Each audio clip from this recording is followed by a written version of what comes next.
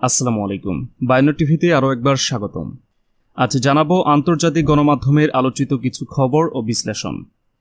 ইরানে হামলা চালাতে প্রস্তুত ইসরায়েল, দাঁত ভাঙা জবাব দেওয়া হবে, পাল্টা হুঁশিয়ারি ইরানের। এদিকে ইসরায়েলি সাইবার ইউনিট এখন আরব আমিরাতে স্থানান্তর। সংকটের কেন্দ্রে পরিণত হতে যাচ্ছে পারস্য উপসাগর, থেকে যাচ্ছে যুদ্ধের আশঙ্কা। অন্যদিকে ইসরায়েলের ভেতরে হিজবুল্লাহর কয়েক দফার রকেট হামলার পর লেবাননে বিমান হামলা চালিয়েছে ইসরায়েল। অপরদিকে একটি নয়, মোট ৬টি তেল বোঝাই জাহাজ ছিনতাই করেছে ইরান। যুক্তরাজ্য এবং আমেরিকার এমন দাবির পর মুক্ত হল পানামার সেই জাহাজ। দর্শক, বিস্তারিত জানতে পুরো ভিডিওর সাথেই থাকুন।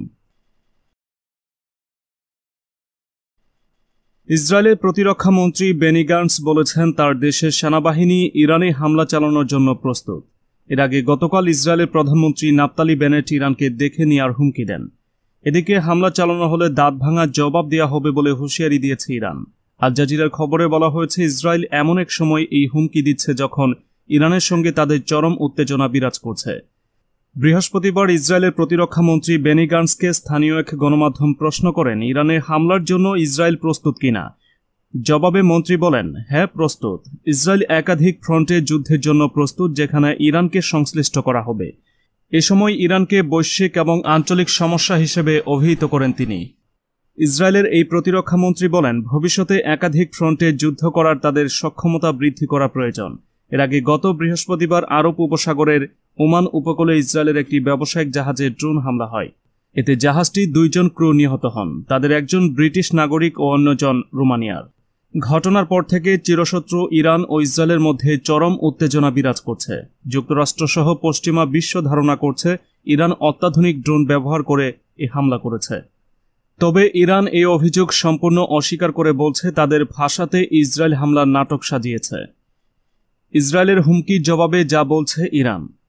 প্রতিরক্ষা নীতিতে শত্রুদের যে কোনো হঠকারী পদক্ষেপের তাৎক্ষণিক, গুরুতর ও শক্তিশালী জবাব দেওয়া হবে বলে হুঁশিয়ার করেছেন ইরানের বিপ্লবী গার্ড বাহিনী বা আইআরজিসির প্রধান কমান্ডার মেজর জেনারেল হুসেইন সালামি। বুধবার পারস্য উপসাগরের হরমুজ প্রণালীতে মোতায়েন আইআরজিসির নৌসেনাদের যুদ্ধ প্রস্তুতি পরিদর্শনের পর এই সতর্কবাণী উচ্চারণ করেন তিনি। ইসরায়েলের প্রতি ইঙ্গিত করে জেনারেল হুসেইন সালামি বলেন, ইরানকে হুমকি দিয়ে যারা কথা বলছে, বিশেষ করে দখলদার ইসরায়েলে জেনে রাখা উচিত, যে কোনো স্থানে যে কোনো মাত্রার হামলার দাঁত ভাঙা জবাব দিতে তেহরান প্রস্তুত রয়েছে। তিনি আরও বলেন, ইরানের স্বার্থে আঘাত হানা হবে, অথচ তেহরান তার জবাব দেবে না, এমন দিনের অবসান হয়েছে। ইরানের শত্রুরা যেন আর কোনোদিন সেই দিনগুলো ফিরে আসার স্বপ্নে বিভোর না হয়। অন্যদিকে দক্ষিণ লেবাননের বিভিন্ন লক্ষ্যস্থলে বিমান হামলা চালানোর দাবি করেছে দখলদার ইসরায়েল। লেবানন থেকে রকেট হামলা জবাবে এই হামলা চালানো হয়েছে বলে জানিয়েছে ইসরায়েলের সামরিক বাহিনী। গতকাল বৃহস্পতিবার ভোররাতে এসব বিমান হামলা চালিয়েছে ইসরায়েলি বাহিনী।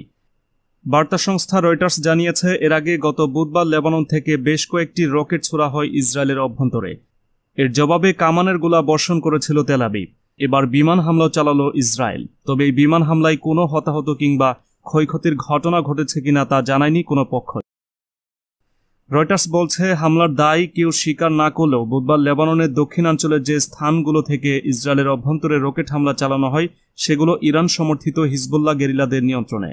ওই রকেট হামলায় কোনো হতাহতের ঘটনা ঘটেনি বলে জানিয়েছে ইসরায়েল।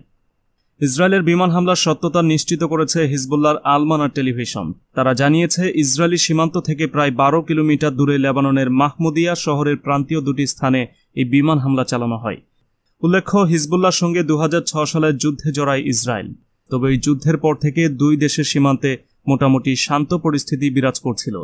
কিন্তু সাম্প্রতিক সময়ে লেবানন ও ইসরায়েল সীমান্তে নতুন করে উত্তেজনা দেখা দিয়েছে।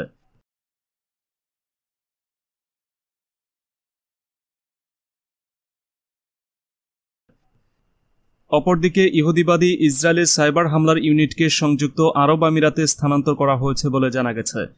পারস্য উপসাগরীয় অঞ্চলে বিমান এবং জাহাজ চলাচলে বাধা সৃষ্টির লক্ষ্যে ইসরায়েল এই পদক্ষেপ নিয়েছে। এর ফলে ওমান সাগর ও পারস্য উপসাগরীয় অঞ্চল সংকটের কেন্দ্রবিন্দুতে পরিণত হতে যাচ্ছে বলে আশঙ্কা করা হচ্ছে। ইরানের নূর নিউজ এজেন্সি বুধবার দেশের নিরাপত্তা কর্মকর্তাদের বরাত দিয়ে খবর দিয়েছে। ইরানের নিরাপত্তা সূত্র নূর নিউজকে জানিয়েছে, প্রায় 1 মাস আগে ইসরায়েলের গুপ্তচর সংস্থা মোসাদ তাদের সাইবার ইউনিটের উন্নত যন্ত্রপাতি সংযুক্ত আরব আমিরাতে নিয়ে গেছে।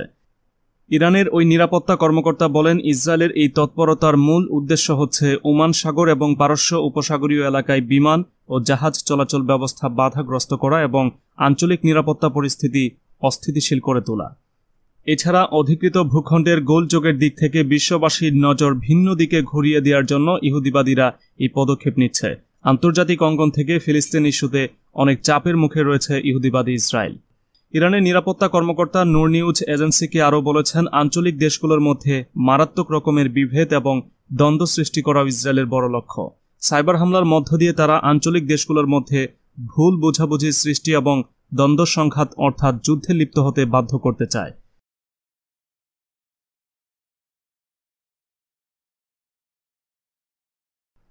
অপরদিকে ইরান তেলবোঝাই জাহাজ ছিনতাই করেছে বলে আশঙ্কা তৈরি হয়েছিল। গত বুধবার সেই জাহাজ মুক্ত হয়েছে বলে জানিয়েছে ওমানের কোস্টগার্ড। গত মঙ্গলবার ওমান উপসাগরে জাহাজ ছিনতাই হয়েছে বলে আশঙ্কা করা হয়েছিল। পানামার পতাকা লাগানো একটি জাহাজ যোগাযোগ বিচ্ছিন্ন হয়ে যাওয়ার পরে আশঙ্কা তৈরি হয়। এরপর যুক্তরাজ্য এবং আমেরিকা দাবি করে একটি নয়, মোট 6টি তেলবোঝাই জাহাজ ছিনতাই করা হয়েছে। আঙুল তোলা হয় ইরানের দিকে। গত বুধবার ওমানের কোস্টগার্ড জানায় জাহাজটি উদ্ধার করা গেছে, তবে ছিনতাই করার জন্য ইরানের নাগরিকরা ওই জাহাজে উঠেছিল বলে দাবি করেছে ওমানের কোস্টগার্ড। ইরান অবশ্য এ অভিযোগ অস্বীকার করেছে।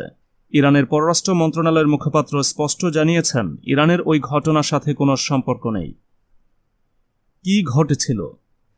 গত মঙ্গলবার যুক্তরাজ্য প্রথম অভিযোগ করে পানামার পতাকা লাগানো তেলবাহী জাহাজ আসফাল্ট প্রিন্সেসের সাথে যোগাযোগ বিচ্ছিন্ন হয়েছে। আরব আমিরাতের উপকূল থেকে 61 নটিক্যাল মাইল দূরত্বে শেষ জাহাজের সাথে যোগাযোগ হয়েছিল। এর কিছুক্ষণের মধ্যেই দাবি করা হয় ইরান জাহাজটি হাইজ্যাক করেছে। যুক্তরাজ্যের দাবির কিছুক্ষণের মধ্যেই আমেরিকাও একই দাবি করে। বলা হয় একটি নয় 6টি জাহাজ ছিনতাই করেছে ইরান। এরপরেই অভিযানে নামে ওমানের কোস্টগার্ড। গত বুধবার সকাল থেকেই ছিনতাই হওয়া জাহাজের খোঁজ চালাতে থাকে তারা। এদিকে যুক্তরাজ্যের একটি সংবাদ মাধ্যম দাবি করে জাহাজটির সাথে কোস্টগার্ডের কথাবার্তার রেকর্ডিং তারা শুনেছে। তাতে স্পষ্ট ইরানের নাগরিকরা ওই জাহাজে আছে। পরে ওমান কোস্টগার্ডও জানায় ওই জাহাজে ইরানের কিছু নাগরিক উঠেছিলেন। তারপরে জাহাজটি যোগাযোগের বাইরে চলে যায়। তবে পরে তারা জাহাজ থেকে চলে যায়, কোনো ক্ষতি করা হয়নি। কেন জাহাজটি ছিনতাই করার চেষ্টা হয়েছিল, কেনই বা তা ছেড়ে চলে যাওয়া হলো, পুরো বিষয়টি নিয়ে এখনো ধোঁয়াশা আছে। জানা যায়নি একটি জাহাজে ছিনতাই হয়েছিল নাকি 6টি জাহাজ। বাকি জাহাজগুলোর বিষয়েও বিশদে কোনো তথ্য দেওয়া হয়নি।